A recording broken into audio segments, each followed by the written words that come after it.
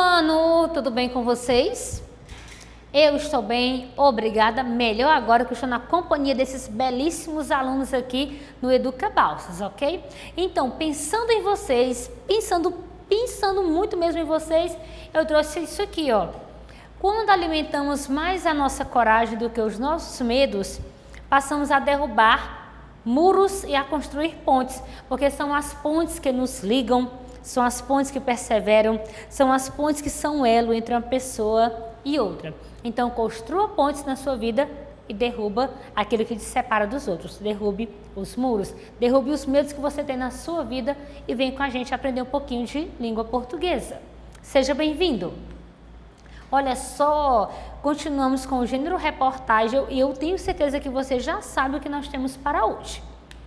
A nossa habilidade vista na última aula, que era conhecer, produzir uma reportagem impressa, levando em conta os requisitos para a produção, o público-alvo, o tipo de linguagem, tudo isso nós já conversamos um pouquinho, as nossas habilidades, selecionar recursos, produzir reportagem impressa, fazer uso de recursos linguísticos, fazer uso da norma padrão, tudo isso você está aprendendo aqui com a gente.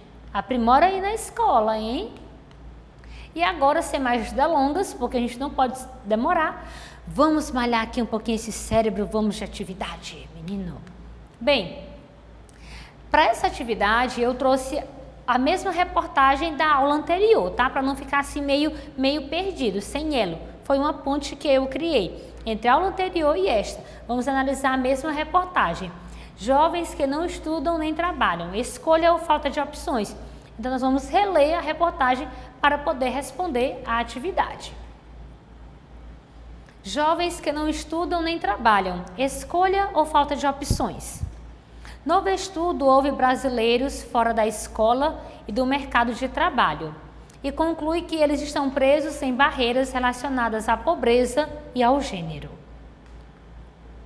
No Brasil, 11 milhões de jovens, quase um quarto da população, entre 15 e 29 anos, não estuda nem trabalham.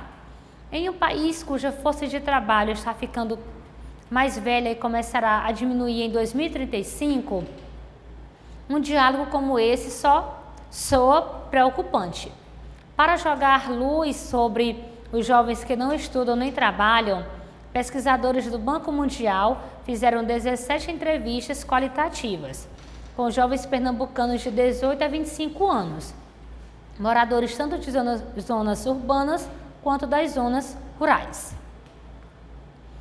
O resultado é o estudo Se Já é Difícil, Imagina para Mim, lançado nesta semana no Rio de Janeiro. Segundo a autora Miriam Miller, é preciso descobrir o terreno neném que não reflete as muitas diferenças entre esses jovens e joga sobre eles um enorme estigma. A culpa não é dos jovens. O estudo mostra que algumas condições relacionadas à pobreza e ao gênero produzem um conjunto de barreiras difíceis de superar. Essas limitações prejudicam sobretudo as mulheres, que se veem afetadas na capacidade de imaginar seus futuros, preservar e ter resiliência, avalia a cientista social alemã. O fenômeno dos jovens fora da escola e do mercado de trabalho não é exclusivamente brasileiro. O documentário lembra que ele persiste na América e no Caribe, com consequências desafiadoras. Trabalhos anteriores feitos na região sugerem, por exemplo, que o problema pode ameaçar a produtividade e o crescimento econômico em longo prazo. Além disso, como 66% dos nenéns latino-americanos e caribenhos são mulheres, o tema também pode contribuir para uma transmissão intergeracional da desigualdade de gênero. Discriminação e falta de apoio.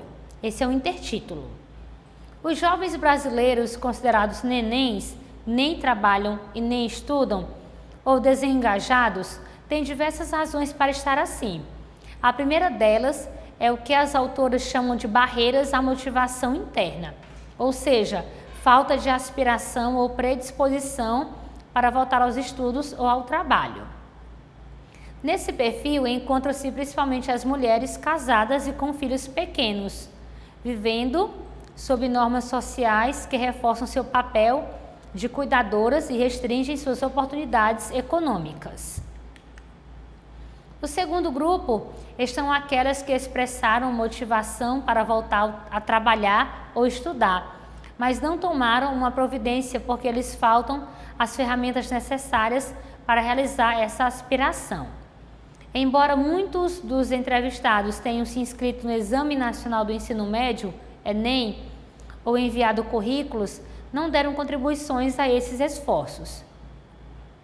Como esses jovens não tiveram contato com pessoas cujas carreiras fossem interessantes, não conseguiram encarar suas aspirações como algo realista, nem receberam informações sobre como realizá-las. A escola tampouco os apoiou, informa o documento. Então, fizemos a leitura, agora vamos para a nossa análise. Primeiro, que fato originou a reportagem? Letra A. A situação dos jovens desempregados. Letra B. A situação dos jovens que não frequentam a escola. Letra C. A falta de oportunidade para os jovens. Ou letra D. O resultado do estudo, se já é difícil, imagina para mim. O que originou, deu origem a essa reportagem?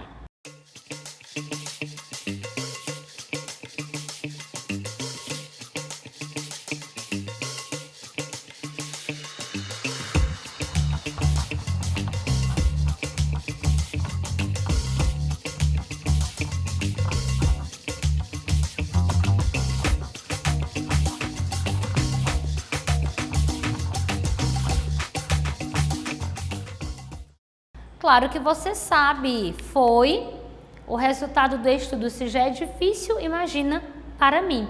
Foi a partir desse estudo, do resultado desse estudo, dessa análise, que a reportagem foi produzida. Segundo, releia o depoimento de Miriam Miller, autora do estudo, e responda. Depoimento. A culpa não é dos jovens. O estudo mostra que algumas condições relacionadas à pobreza e ao gênero produzem um conjunto de barreiras difíceis de superar. De acordo com a autora, quais são as causas desse fenômeno? Ou seja, por que existe a geração nem trabalha e nem estuda?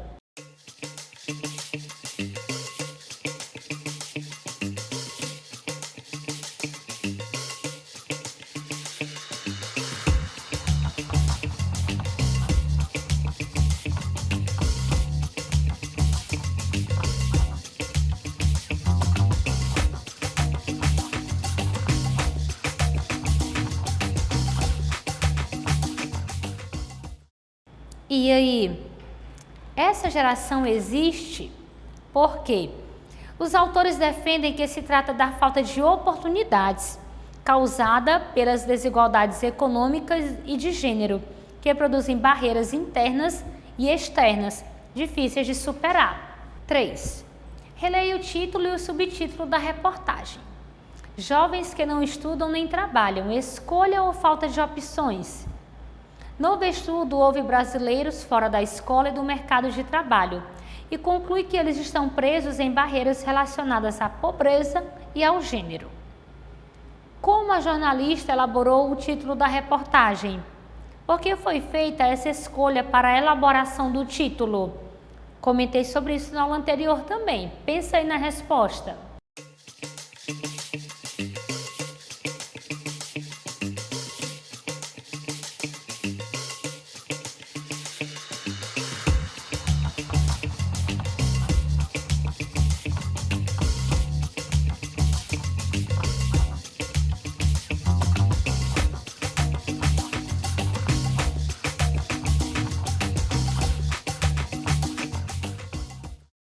E aí, garotada? Pensaram? Por que elaborou o título dessa maneira? Por que foi feita essa escolha? Vamos à resposta. A jornalista optou por apresentar o título em forma de pergunta. E isso antecipa ao leitor a reflexão sobre essa questão, que gera polêmica sobre os jovens. Então, o título vem em formato de pergunta, em forma de pergunta. Isso já gera uma polêmica, que antes mesmo de saber o teor todo da reportagem, o leitor já está se perguntando você fazendo essa pergunta, o jovem está assim, porque quer ou por falta de opção? Então isso já vai gerando uma polêmica, já vai atraindo o leitor para continuar lendo o texto. Quarto, a função social de uma reportagem é: letra A, descrever, letra B, informar, letra C, detalhar ou letra D, argumentar. Essa tá fácil.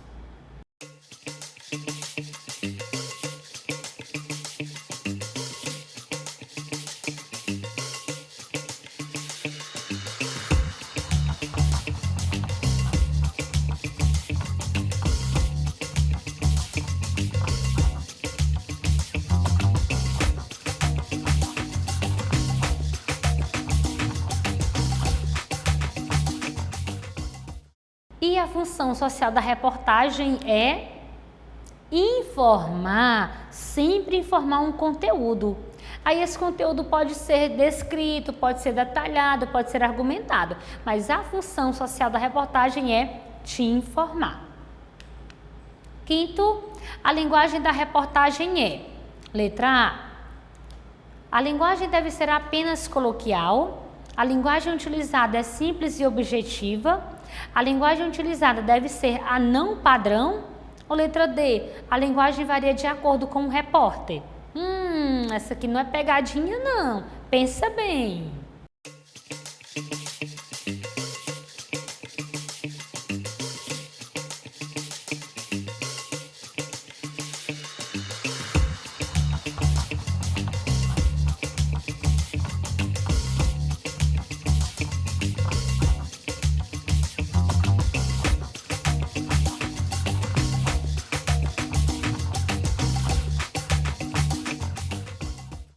E a linguagem A linguagem utilizada é simples e objetiva, tem que ser clara, concisa, coerente, para o leitor poder entender. Eu posso colocar as palavras que eu falo no meu dia a dia? Posso, mas evita a linguagem coloquial, a linguagem informal. Evita as figuras de linguagem e as gírias, porque isso vai dificultar a compreensão de um determinado leitor. E identifique os termos que compõem uma reportagem. Bem. 1, 2, 3, 4. Quais são esses termos? Com você.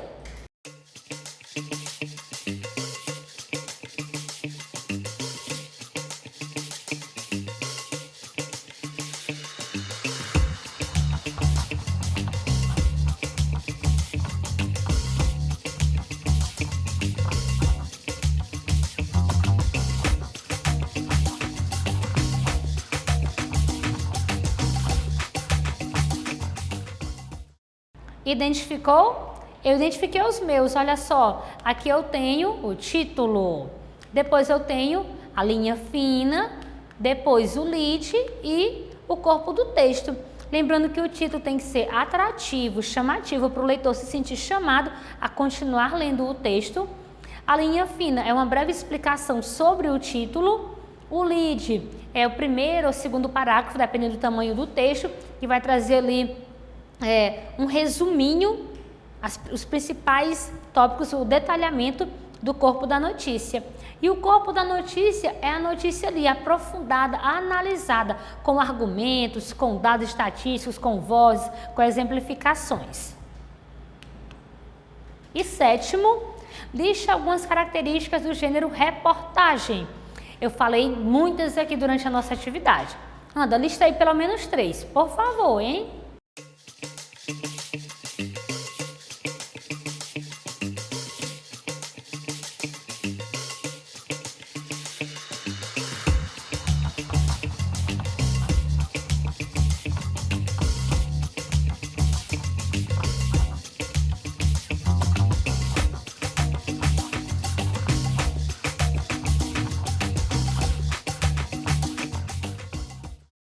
Listou?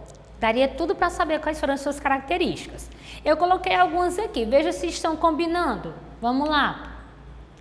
Linguagem formal, norma padrão, escrito na terceira pessoa, sua principal função é informar, utiliza discurso direto e ou indireto, pode ser os dois ao mesmo tempo, pode ser só um.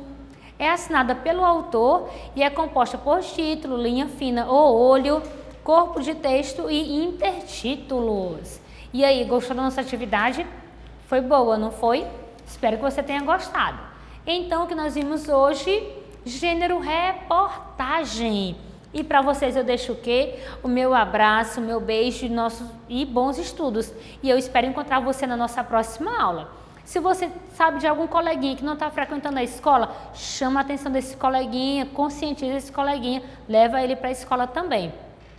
Avisa lá na secretaria da escola, ó, tio, tia, fulano não está vindo. Avisa, gente, todo mundo na escola. O seu futuro, ó, eu ajudo, mas seu futuro depende de você.